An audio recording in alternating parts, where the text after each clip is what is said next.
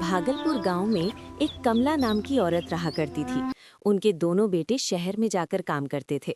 बड़ी बहू का नाम रेखा और छोटी बहू का नाम मीना था।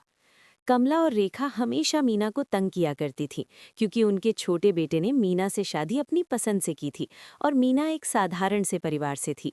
एक बार बड़ी बहू के हाथ से सास का चश्मा टूट गया। ये क्या कर दिया मैंने? ये तो माँ जी कल ही बनवा कर लाई थी। माँ जी को पता चलेगा तो बहुत गुस्सा होंगी। क्या करूं क्या करूं? प्रतिभा बाहर काम कर रही मीना के पास गई और कहा, मीना सुनो, माँ जी के कमरे से जूठे बर्तन ले आओ। ठीक है दीदी, अभी लाई। मीना जैसे ही माँ जी के कमरे में गई तो उसने देखा कि चश्मा नीचे टूटा हुआ पड़ा है। उसने चश्मा उठाया ही था, तब तक रेखा माँ जी को लेकर वहां पहुंच गई। हे भगवान, माँ जी का चश्मा तोड़ दिया। माँ जी कल ही तो बनवा कर लाई थी। ये क्या किया तूने मीना? कोई काम ध्यान से नहीं करती हो तुम। कितना नुकसान कर दिया। ये क्या कर दिया तूने? जब से आई है नुकसान पे नुकसान किए जा रही है।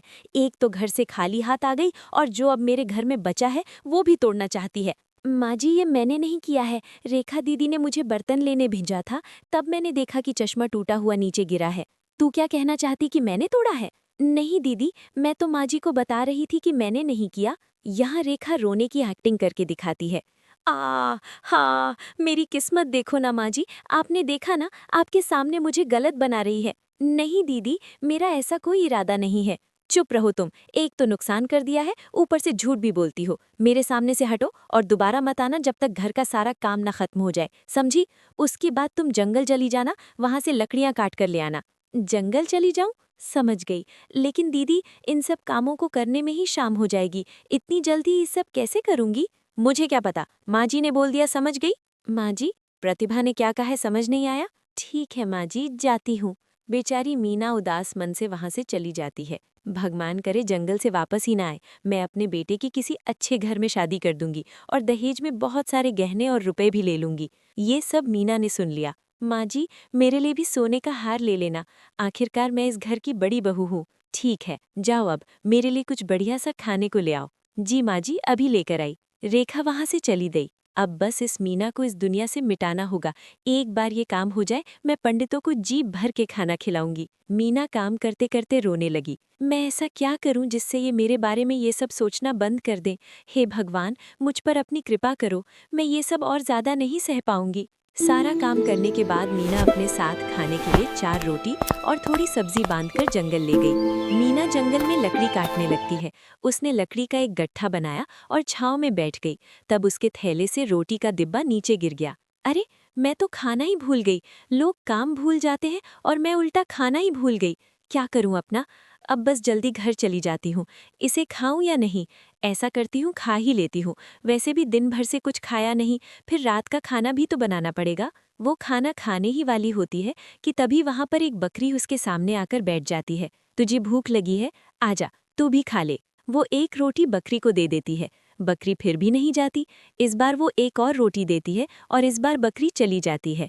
लगता है इसके नसीब में रोटी खाना लिखा था। चलो, इस बेजुबान के पेट में भी कुछ गया। इसके बाद वो थोड़ा पानी पीती है। तब तक वहां से एक बूढ़ी औरत बहुत सारा सामान लेकर गुजर रही होती है। माँ जी, आप इस जंगल में कहाँ जा रही हो? अपने गांव जा रही हूँ बेटी। ये रास्ता जल्दी पहुंचा देता है, इसीलिए यहाँ से जा रही हूँ। औरत बहुत बूढ़ी थी। मीना को उस पर दया आ गई। अम्मा, बैठो मेरे पास। 2 रोटी हैं, आप इन्हें खा लो। वैसे भी मुझे तो घर जाना है, इसलिए इन्हें खाने का तो समय नहीं है मेरे पास। मुझे थकी हुई लगती हो आप, इन्हें खा लो। अम्मा बैठ गई और हैरानी से मीना की तरफ देखने लगी। इस जंगल में लगता है भगवान ने तुझे भेजा है मेरे लिए। ला बेटी ला, जोरों की भूख लगी है मुझे, बहुत बुरा हाल है। खुश रही तू बेटी। मीना ने रोटी सब्जी अम्मा को दे दी और अम्मा ने बड़े चाव से रोटी सब्जी खा ली। गाँव में आना होगा तो किसी से भी पूछ लेना। मेरी माँ जी का नाम, उनका नाम कमला देवी है। वो आपको बता देंगी मेरे घर का पता। कभी आना हो तो हमसे मिलने ज़रूर आना। ज़रूर बेटा, कभी मौका मिले तो ज़रूर आऊँगी। अब बेटी तू जल्दी घर जा, ये जंगल तेरे लिए सुरक्षित नहीं है। ठीक है अम्मा, आप भी जल्दी चली जाओ।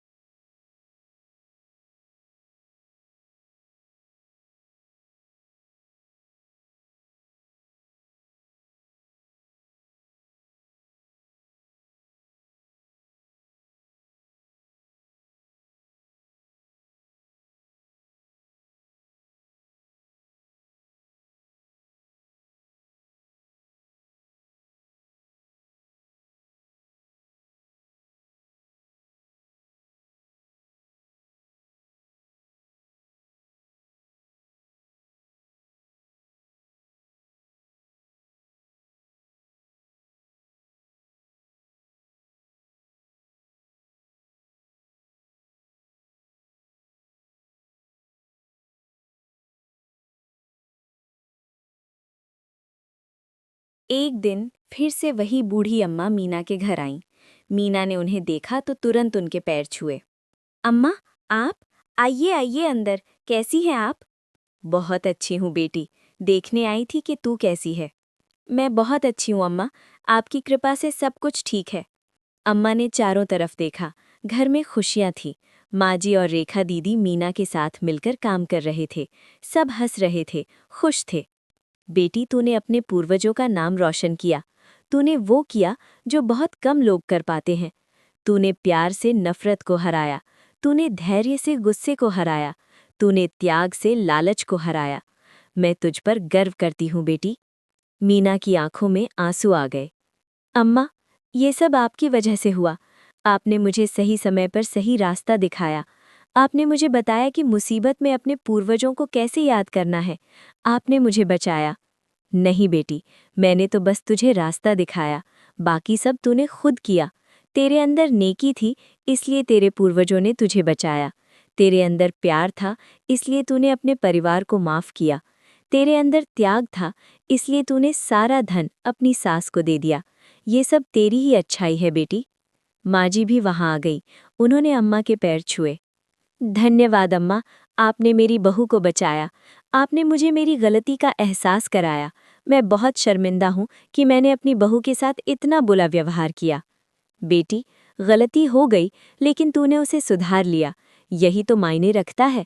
अब तू अपनी बहू से प्यार करती है और उसका सम्मान करती है, यही काफ़ी है। रेखा दीदी भी वहाँ आ गईं। उन्होंने भी अम्मा के पैर छुए। अम्मा, मुझे माफ़ कर दीजिए। मैंने बहुत गलत किया था, लेकिन मीना ने मुझे माफ़ कर दिया और मुझे अपनी बहन बना लिया। बेटी, तू भी अपनी गलती सुधार ली। अब तू मीना की सच्ची बहन है। यही तो चाहिए एक परिवार में। अम्मा ने मीना को आशीर्वाद दिया। बेटी, तू हमेशा खुश रहे। तेरा परिवार हमेशा खुश रहे। तेरे पूर्वज तुझ पर गर्व कर रहे हैं। तूने उनके खजाने का सही उपयोग किया। तूने गरीबों की मदद की। तूने अपने परिवार को संभाला। तूने सबको प्यार दिया। ऐसे ही रहना बेटी। जी अम्मा, मैं हमेशा आपकी बातों को याद रखूंगी। अम्मा वहां से चली गईं, लेकिन उनकी बातें मीना के दिल में हमेशा के लिए बस गईं। मीना ने अपना जीवन नेकी और प्यार से जिया। उसने कभी किसी से बुरा व्यवहार नहीं किया। उसने हमेशा सबकी मदद की। उसका परिवार हमेशा खुश रहा। साल बीतते गए। मीना के बच्चे हुए। उसने अपने बच्चों को भी वही संस्कार दिए जो उसे मिले थे। उसने उन्हें सिखाया कि बड़ों का सम्मान करना चाहिए, सबसे प्यार करना चाहिए और गरीबों की मदद करनी चाहिए। मीना के बच्चे भी बहुत अच्छे बने। वे भी अपनी माँ की तरह नेक दिल थे। वे सबसे प्यार करते थे और सबकी मदद करते थे। गांव में मीना की बहुत इज्जत थी। लोग उसे माँ की तरह मानते थे। कोई भी मुसीबत होती तो लोग मीना के पास आते थे। मीना हमेशा सबकी मदद करती थी। एक बार गांव में बहुत सूखा पड़ा। पानी की बहुत कमी हो गई। लोग परेशान थे। तब मीना ने अपने पैसों से गांव में कई कुएं खुदवाए। उसने एक तालाब भी बनवाया जहां बारिश का पानी इकट्ठा हो सके। इससे गांव की पानी की समस्या हल हो गई। लोग मीना के बहुत शुक्रगुजार थे। वे कहते थे, मीना हमारी माँ है, उसने हमें बचाया। लेकिन मीना कहती थी, मैंने तो बस अपना कर्तव्य निभाया। गांव के लोग मेरे परिवार हैं, मैं उनकी मदद क्यों नहीं करूंगी। एक बार गांव में बीमारी फैल गई। बहुत लोग बीमार हो गए। मीना ने तुरंत शहर से डॉक्टर बुलवाए। उसने दवाइयों का इंतजाम किया। उसने बीमार लोगों की देखभाल की। धीरे धीरे सब ठीक हो गए। गांव के लोग फिर मीना के शुक्रगुजार हुए। लेकिन मीना ने फिर वही कहा, मैंने तो बस अपना कर्तव्य निभाया। मीना की यही सादगी, यही नम्रता लोगों को सबसे ज्यादा पसंद थी। वो इतना कुछ करती थी, लेकिन कभी अपने मुंह से अपनी तारीफ नहीं करती थी। समय बीतता गया। मीना बूढ़ी हो गई। उसके बाल सफ़ेद हो गए, लेकिन उसका दिल अभी भी उतना ही साफ था जितना जवानी में था। उसका प्यार अभी भी उतना ही था जितना पहले था। एक दिन मीना अपने बच्चों और पोते पोतियों के साथ बैठी थी। उसने उन्हें अपनी कहानी सुनाई, कैसे उसकी सास और जेठानी उसे तंग करती थी, कैसे उन्होंने उसकी जान लेने की कोशिश की, कैसे उसे जंगल में खजाना मिला और कैसे उसने अपनी सास और जेठानी को माफ़ किया। बच्चे हैरानी से सुन रहे थे। एक पोती ने पूछा, दादी माँ, आपने उन्हें क्यों माफ़ किया? उन्होंने तो आपके साथ इतना बुरा किया था। मीना मुस्कुराई, बेटी, क्योंकि वे मेरे परिवार थे। परिवार में कभी-कभी गलतफहमियां हो जाती हैं, लेकिन प्यार से सब ठीक हो जाता है। मैंने उन्हें इसलिए माफ किया क्योंकि मैं जानती थी कि गुस्से से कुछ हल नहीं होता, प्यार से ही सब कुछ ठीक होता है। एक पोते ने पूछा, दादी माँ, आपने सारा धन उन्हें क्यों दे दिया? वो तो आपका था। मीना ने कहा, बेटा, धन तो आता जाता रहता है, लेकिन परिवार एक बार टूट गया तो फिर नहीं जुड़ता। मैंने धन को परिवार से ज्यादा महत्व नहीं दिया, और देखो उसका क्या नतीजा निकला। मेरा परिवार और मजबूत हो गया। मेरी सास और जेठानी मुझसे प्यार करने लगे, घर में खुशियां आ गईं।